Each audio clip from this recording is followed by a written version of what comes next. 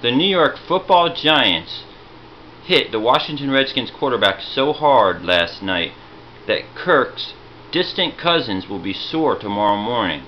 Cousins threw four interceptions, turned the ball over 5 times, including a strip sack. The Redskins turned it over 6 times, helping the Giants to 31 of their 45 points. 45-14 the final, a total thrubbing down in the nation's capital, Washington, D.C., by the Giants, pushing the Washington Redskins to a 1-3 start in 2014.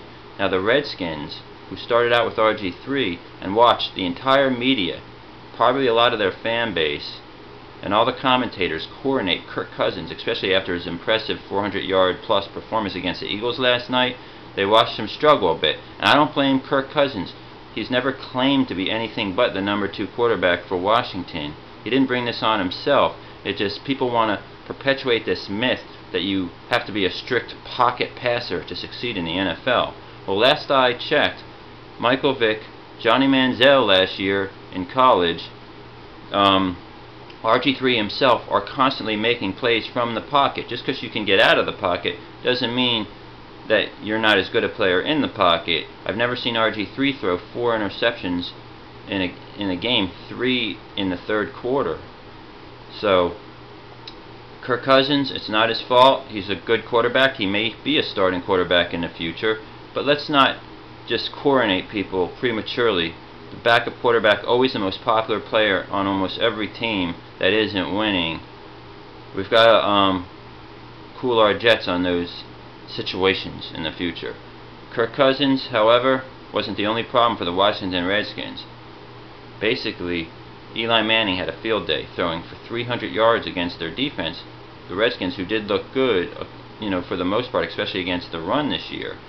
The big story, however, was Larry Donnell, the tight end for the New York Giants, undrafted free agent from Grambling.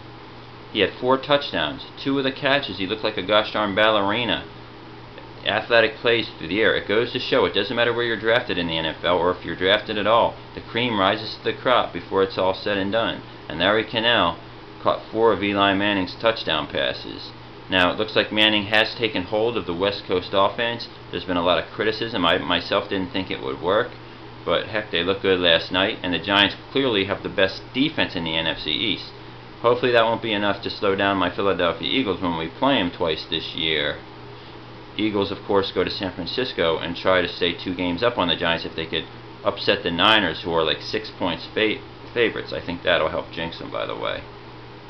So, as far as other teams that have played at Yankee Stadium, other than the Giants who used to play there, how about the New York Yankees themselves? Last night, Derek Jeter gets a game-winning single, walk-off, the first in several years for him. When I first heard this, I wasn't watching. I figured that they probably grooved him a pitch. But then when you watch the replay, it looked real. The guy at first base dove for the ball, and it's not like they could groove the pitch to the batters before Jeter to set up the situation. So it really happened. Derek Jeter, another storybook explanation point to his career. The Yankees, I feel, would have been better if they had a shortstop with better range this year and might have made the playoffs. But hey, the guy earned it. He played his final year. He's going to go off into the sunset. That's over. But there you have it. The Giants, 45-14 winners at FedEx Field over the Redskins. The Redskins down but not out at 1-3, because remember, the Eagles were 1-3 last year and they won the division. And the Giants look like they're getting some momentum.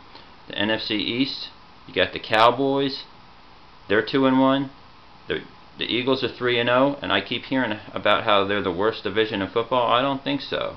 It's the NFC Beast, not the NFC Least. Go Eagles.